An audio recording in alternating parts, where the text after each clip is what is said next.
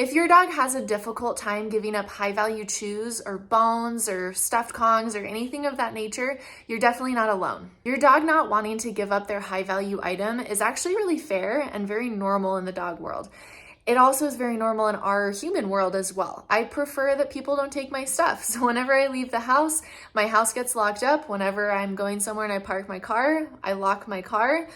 Why do I do that? So people don't take my stuff. I feel the exact same way, and most humans do as well. So because it's the same in our dogs, I really strongly recommend, if you need to take something away from your dog, actually trading them for it instead of just taking it.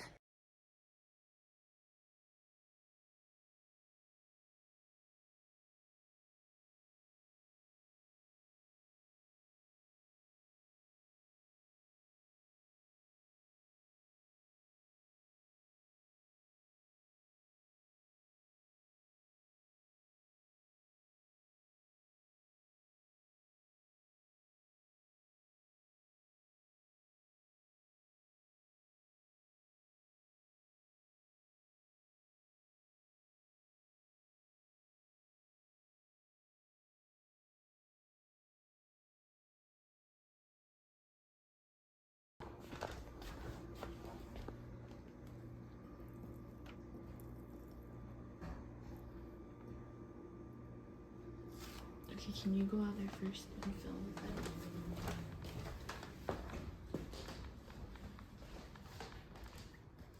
Fan, can I have that? That's a good boy.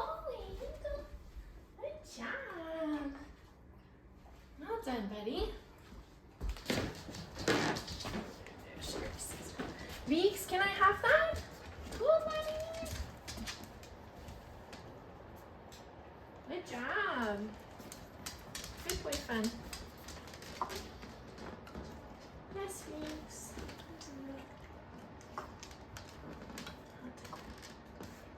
Nice job.